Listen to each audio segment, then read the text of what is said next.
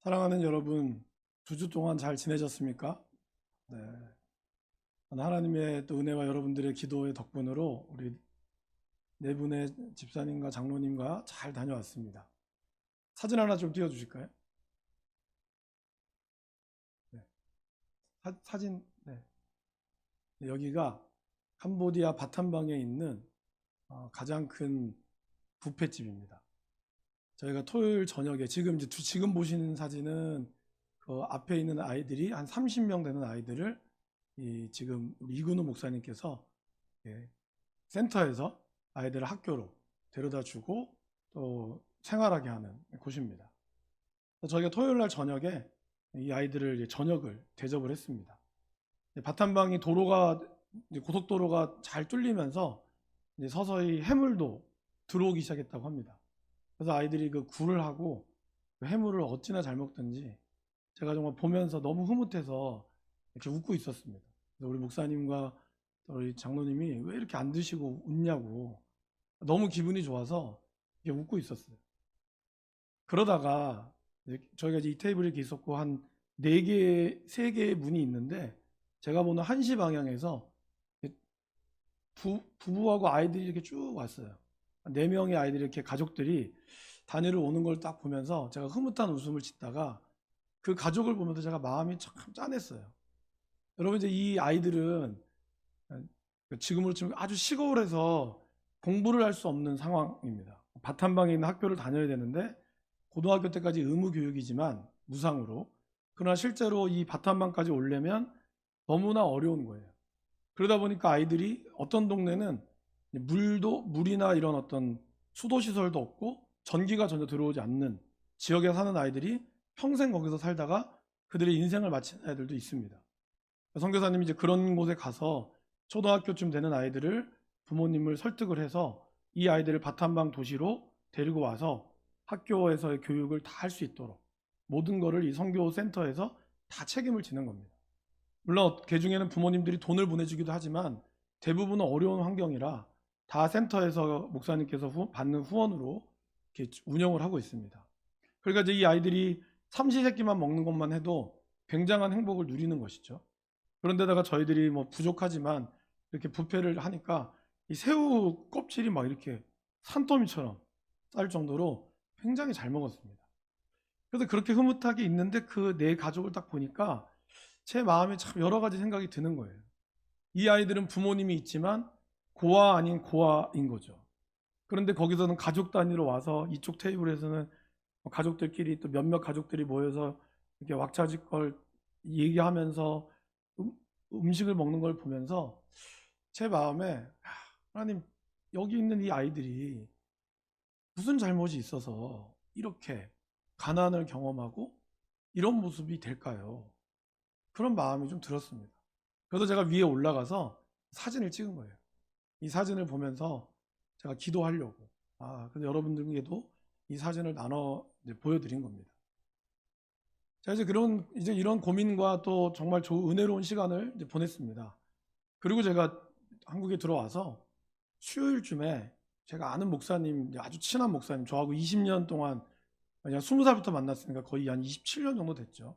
그 목사님으로부터 전화가 왔습니다. 늘 뭐 통화하는 전화긴 했지만 제가 전화를 하면서 형한테 이제 뭐 사정 뭐 잘 지내니, 잘 지내고 있어 얘기하다가 형이 이제 자기 아내, 저희 신대원 동기였던 그 사모님 얘기를 하는 거예요.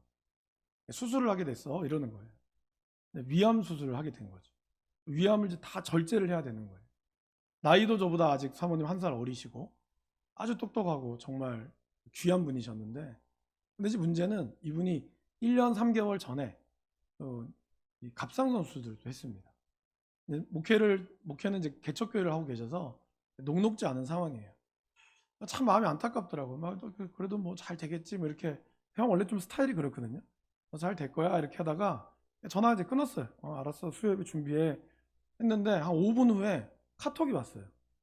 그러니까 형이 미안하다는 카톡이 온 거예요.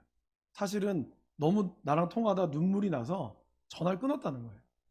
이 형이 눈물을 흘릴 사람이 아니거든요. 피도 눈물도 없는 인간이라 제가 웬만하면 이 메시지가 저한테 너무 가슴이 아픈 거예요. 그러니까 나는 정말 평범하게 살려고 했고 그냥 내가 주어진 일에 최선을 다할 뿐인데 왜 나에게 이런 어려움이 생기지? 참 어렵네. 이 한 문장이 저의 마음을 너무 무겁게 만들었어요. 1년 3년 전에도, 1년 3개월 전에도 그런 일이 있었다는 건 제가 알고 있었지만 이번에 위에 대한 모든 절제를 다 해야 되는 거예요. 마침 수술 날짜도 4월 7일 고난주간 성금요일이에요. 그러니까 참 여러 가지 이 무거운 마음을 안고 제가 이 설교 준비를 하다가 오늘 본문도 마침 이 9장의 본문이었습니다. 여러분 어떠십니까? 여러분들에게 당해오는 그런 일이 없어야겠지만 나도 모르게 당해오는 고난과 아픔들 속에 우리는 그걸 어떻게 해석을 하십니까? 참 어렵죠. 사실 유대에서 어떤 사람이 어떤 이런 맹인뿐만 아니라 신체적으로 육체적으로 부정해지게 됐을 때는 이것은 죄로 인한 것이다. 그들이 고대 지방부터 그런 말들이 이어져 내려왔어요. 근데 문제는 어떻죠? 지금 우리들에게도 그런 마음이 있다는 거예요. 내 누군가가 잘못되면 우리 마음에 저부터 어떤 생각이 드냐면 저 사람이 기도를 안 했나? 뭔가 문제가 있나? 우리는 그렇게 먼저 접근할 때가 있다라는 것이죠. 이게 또 그걸 좀 적극적으로 해석하시는 분들은 찾아가서 위로한답시고 기도를 안 해서 그런 거라고. 기도 열심히 하면 하나님이 다 낫게 해준다고. 틀린 말은 아니지만 왠지 기분이 나빠요. 그러니까 우리 안에 이러한 어떤 자극이 왔을 때 우리는 그러한 마음들이 먼저 든다는 겁니다. 오늘 제자들도 길을 가다가 날 때부터 맹인된 사람을 딱 보자마자 뭐라고 얘기하죠? 아, 저 사람 참 불쌍하다. 저 사람 좀 왜 저렇게 됐을까가 아니라 대번에 하는 말이 뭐죠? 이 사람이 맹인으로 난 것이 누구의 죄로 인함이니까? 자기니까? 그의 부모니까? 먼저 죄에 대한 문제를 얘기하고 있다는 거예요. 근데 여기서 제자들이 예수님을 뭐라고 부르죠? 랍비어라고 부릅니다. 여러분 랍비는 뭡니까? 랍비는 선생님이란 뜻이에요. 가장 위대한 선생님이란 뜻이죠. 근데 사실 예수님은 선생님이 아니죠.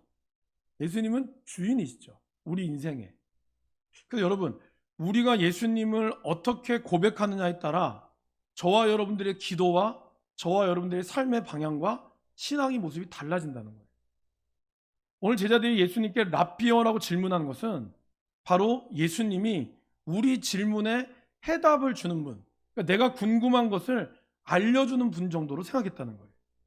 만약에 그가 예수님을 정말 이 곳에 치유할 수 있는 분이라고 믿었다면 랍비어라고 하지 않고 주여라고 얘기했을 거예요. 저와 여러분들은 예수님을 무엇으로 고백하고 계십니까? 우리는 예수님을 나의 주님이라고 고백하지만 정말 여러분들의 인생의 주인 되신 하나님만을 온전히 믿고 의지하십니까? 아니면 그냥 내가 모르는 길을 내가 모를 때, 내가 좀 힘들고 어려울 때, 길의 방향을 모를 때 주님 좀 가르쳐 주세요라고만 생각하십니까? 그것이 저와 여러분들의 인생을 좌우하는 거예요. 저는 바라기는 우리가 예수님을 그냥 선생님 정도로만 아는 것이 아니라 저와 여러분의 인생의 가장 주인으로 그분의 나의 인생을 모든 것을 이끌어 가실 수 있는 그분으로 고백할 수 있기를 바랍니다. 그럴 때 우리의 인생이 달라지는 거예요. 바로 제자들은 여전히 랍비어라고 그들과 예수님과 함께 했지만 여전히 예수님을 제대로 알지 못했다는 것이죠. 그러한 질문에 예수님 오늘 3절에 뭐라고 대답하십니까? 이 말씀을 제가 조금 풀어보았습니다. 예수님이 이렇게 얘기합니다. 이 사람의 눈먼 것에 대해 다른 사람을 탓할 생각을 하지 마십시오. 이 사람의 죄의 문제를 이야기하지 마십시오. 그것은 우리의 할 일이 아닙니다. 이 사람을 통해서 하나님께서 어떤 일을 하시는지에 주목하십시오. 예수님이 이런 관점이었다는 거예요. 우리의 관점은 저 사람이 잘 되면 하나님 복 많이 주셨다. 그래서 복 받아서 잘 된 거다. 믿음 생활 새벽기도 나오더만 하나님이 복 주셨구나. 이렇게 생각해요. 안 되면 신앙생활을 좀 못했네. 뭔가 문제가 있네. 이렇게 생각한다는 거예요. 근데 예수님은 그 질문에 대한 답이 뭐라고요? 그것 자체가 우리가 생각하고 우리가 판단할 내용이 아니라는 거예요. 저 사람의 죄의 유무, 저 사람의 복의 유무는 우리의 권한이 아니고 우리가 알 바가 아니라는 거예요. 우리의 알 바는 뭐죠? 우리가 해야 될 거는 뭐예요? 하나님, 저 사람을 통하여 하나님이 어떤 일을 하실 것입니까? 그리고 그 일을 통하여 나에게 어떻게 역사하실 것입니까를 질문해야 한다는 거예요. 그러니까 질문의 문제 자체가 다르게 접근해야 한다는 겁니다. 세상 사람들은 그렇게 원인을 접근합니다. 그러나 믿음의 사람들은 원인을 접근하는 것이 아니라 그 일을 통해 이루실 하나님의 역사를 접근해야 한다는 거예요. 그럴 때 우리의 인생이 달라진다는 것입니다. 사도 바울은 그거를 알고 있었기에 로마서 8장 28절에 이렇게 고백하고 있죠. 우리 여러분 로마서 8장 28절 화면을 통해서 한번 읽어보실까요? 우리가 알거니와 하나님을 사랑하는 자, 안 나올까? 네, 곧 그의 뜻대로 부르심을 입은 자들에게는 모든 것이 합력하여 선을 이루느니라. 하나님을 사랑하는 자, 곧 하나님의 뜻대로 부르심을 입은 자들에게는 하나님께서 어떠한 상황이라 할지라도 그 모든 것을 합력하여 선으로 만들어 주시는 분이시다라는 것입니다. 여러분, 우리는 우리가 좋은 것만 선이라고 생각하죠. 나에게 아닌 거는 악이라고 생각하거나 잘못됐다고 생각해요. 그러나 그거는 나의 관점이고 하나님의 관점에서 봤을 때는 우리가 알고 있는 선이라든지 우리가 알고 있는 이 악이라든 것이 모두 다 정확하지 않을 수 있다는 거예요. 오히려 내가 보기에 보이는 불행한 일들이 하나님의 렌즈로 들어갈 때는 하나님이 그것조차도 선으로 바꾸러 가시는 분임을 우리가 믿으셔야 한다는 겁니다. 그럴 때 하나님의 역사가 우리 가운데 일어난다라는 것입니다. 그래서 예수님께서는 오늘 4절 말씀에 이렇게 이야기하시죠.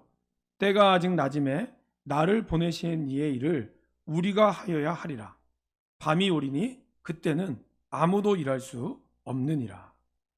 여러분, 여기서 주목해야 될 단어는 바로 그겁니다. 우리가 하여야 하리라. 예수님께서는 나를 보내신 하나님의 일을 내가 한다라고 표현하지 않고 우리가 해야 한다고 얘기하고 있어요. 그 말은 뭘까요? 바로 예수님은 이 사역에 예수님 혼자가 아니라 여기 예수를 따르는 모든 제자들, 예수님을 따르는 모든 제자들이 반드시 해야 됨을 이야기하고 있습니다. 그러니까 이것은 우리가 빛 대신 예수님을 영접하는 것뿐만이 아니라 우리가 빛 대신 예수님을 증거하는 삶을 살아야 한다라는 것을 말씀하고 있습니다. 그리고 정말 그 복음의 능력이 그러한 하나님의 역사를 이루었다는 것입니다. 사랑하는 여러분, 우리가 하나님의 일을, 하나님의 은혜를 받은 자, 하나님의 빛 가운데 거하는 자는 해도 되고 안 해도 되고의 문제가 선택의 문제가 아니라 이거는 반드시 우리가 하여야 하리라는 하나님의 명령의 문제임을 우리가 잘 기억하시기를 바랍니다. 그러기에 예수님은 제자들을 통하여 이렇게 말씀하시며 그러나 밤이 오리니 그때는 아무도 일할 수 없다라고 이야기합니다. 이건 뭘까요? 저와 여러분들에게 때가 있다는 거예요. 메뚜기도 한철이라고. 저와 여러분들의 때가 있는 거예요. 그때는 여러분들이 결정하시는 것이 아닙니다. 우리 그렇게 생각하죠. 때가 되면 다 알아서 하겠습니다. 그때는 여러분들이 결정할 수 있을 때가 아니에요. 우리는 우리의 때가 아니라 하나님의 때에 순종하며 나가는 것입니다. 때를 얻든지 못 얻든지 사도 바울이 얘기했죠. 디모데에게 너는 하나님의 복음을 전파하라. 그건 무엇일까요? 우리가 원하는 때는 사실 오지 않는다는 거예요. 어떻게 보면. 그러나 그 때가 있든지 없든지 우리는 하나님의 때에 순종하며 나가야 한다라는 것입니다. 왜냐하면 우리 인생에도 어둠이 오고 예수님도 그 육신의 몸으로 죽을 때가 온다는 사실을 우리에게 알려주기를 원했다는 것입니다. 그러기에 여러분, 하나님의 때가 지금임을 기억하시기를 바랍니다. 하나님의 때가 오늘이고 오늘 여러분들이 건강할 때, 오늘 여러분들이 말할 수 있을 때, 오늘 여러분들이 걸어 다닐 수 있을 때, 그때가 기도할 때고 그때가 말씀을 읽을 때고 그때가 여러분들의 복음을 전할 때임을 기억하시기를 바랍니다. 하나님이 그때를 통하여 여러분들을 통하여 일하심을 우리가 잘 잊지 않고 그때에 순종할 수 있기를 간절히 바랍니다. 오늘 예수님께서는 자신이 세상의 빛이다라고 말씀하시면서 빛 대신 예수님이 이제 맹인된 소경의 눈을 고쳐주는 장면이 6절과 7절에서 나옵니다. 근데 여러분, 예수님이 오늘 고쳐주는 장면은 좀 특이합니다. 두 가지의 특이한 점이 있어요. 하나는 뭐냐면 진흙으로 침을 뱉어서 진흙을 이겨서 그의 눈에 바르셨어요. 이 맹인이 눈을 못 떴기에 망정이지 만약에 눈을 뜨고 있는 상태에서 예수님이 침 뱉어가지고 진흙 뱉었으면 아마 됐다고 얘기했을 거예요. 두 번째는 뭐죠? 실로암 물에 가서 씻으라는 거예요. 실로암 물은 제가 조금 이따 말씀드리겠습니다. 여러분, 근데 오늘 왜 예수님께서 이렇게 하셨을까요? 사실 예수님은 그냥 말씀으로만 떠라 이러면 되거든요. 근데 오늘 두 가지의 번거로운 작업을 하신 거예요. 첫 번째는 예수님이 직접 침을 뱉어서 손에다가 발랐고 눈에다가 발랐고, 두 번째는 실로암 못에 가서 씻으라고 한 거예요. 먼저 진흙을 발랐다, 이 말은 어떤 학자가 이렇게 얘기를 하더라고요. 진흙은 하나님이 사람을 창조할 때 쓰였던 재료라는 거예요. 예수님이 그 진흙을 통하여 그의 눈을 발랐다는 것은 다시 그의 눈을 하나님이 창조하시겠다라는 뜻입니다.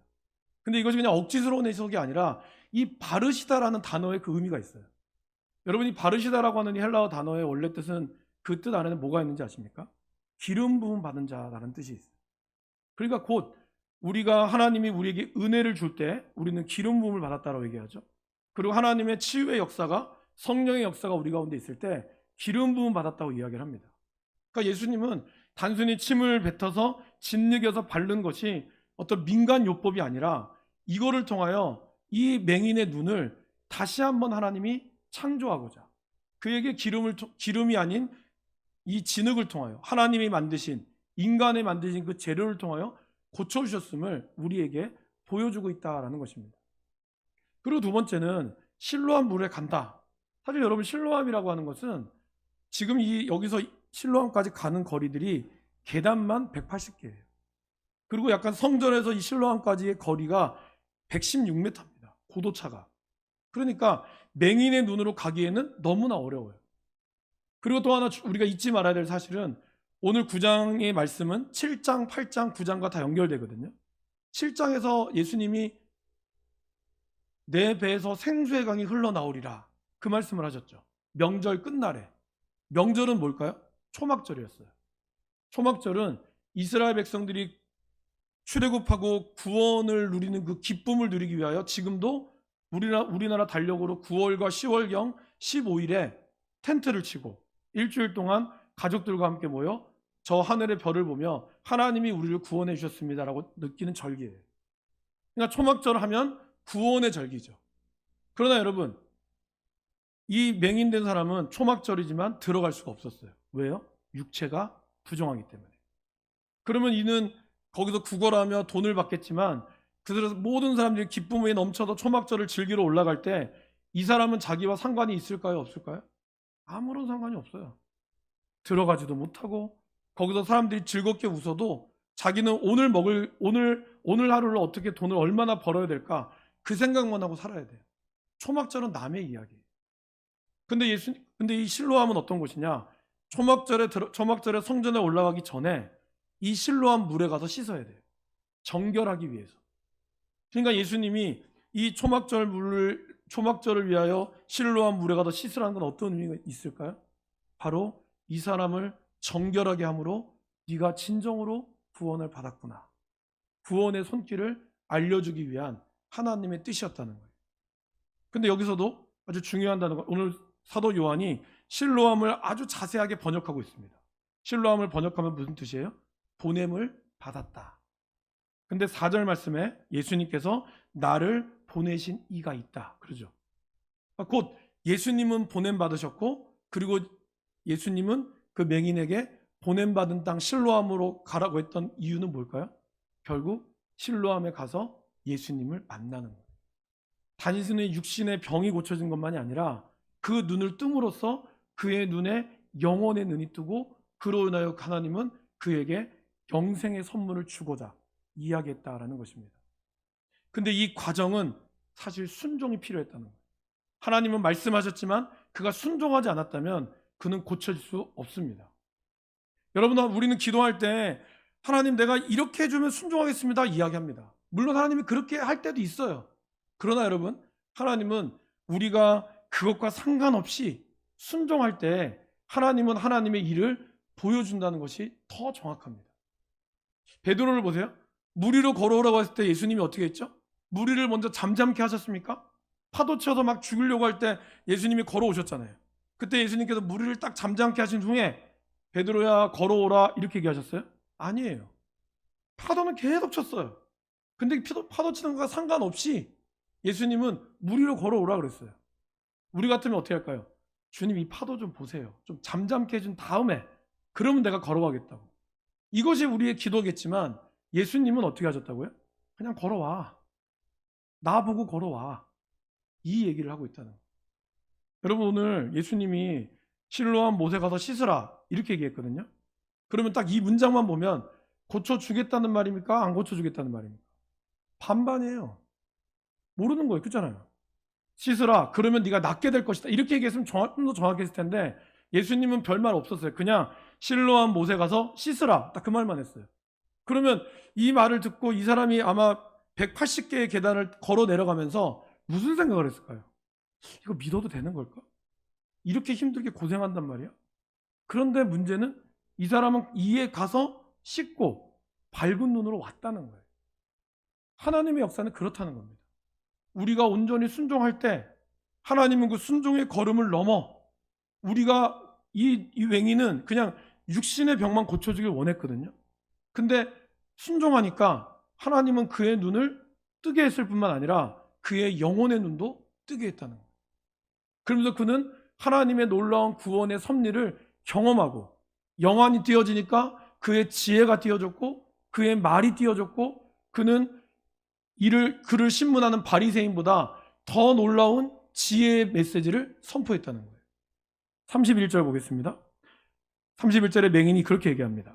하나님이 죄인의 말을 듣지 아니하시고 경건하여 그의 뜻대로 행하는 자의 말을 들으시는 줄을 우리가 아나이다. 창세 이후로 맹인으로 난 자의 눈을 뜨게 하였다함을 듣지 못하였으니 이 사람이 하나님께로부터 오지 아니하였으면 아무 일도 할 수 없으리이다. 이때 바리새인이 뭐라 그러죠? 네가 우리를 가르치느냐? 기분 나쁜 거예요. 쫓아낸 거예요. 그죠? 여러분 베드로도 성령의 충만함으로 말씀을 전했을 때 거기 있던 사람들이 뭐라 그러죠? 저 어부 아닙니까? 갈릴리 바다에서 물고기 잡던 어사람들 어떻게 말을 저렇게 잘하죠? 그 이유가 뭘까요? 영혼의 눈이 띄어지면 하나님이 지혜의 눈을 띄게 하신다는 거예요.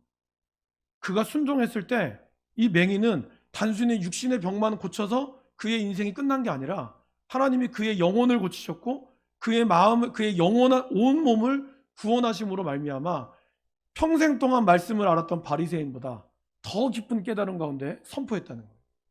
니고데모도 사내들이온 공의원이었고 바리새인이었지만 거듭남의 의미를 알지 못했죠. 물과 성령으로 난다는 의미를 알지 못했어요. 위로부터 오는 은혜를 알지 못했습니다. 그러나 오늘 맹인은 거린이었고 평생 교육을 받아봤겠습니까?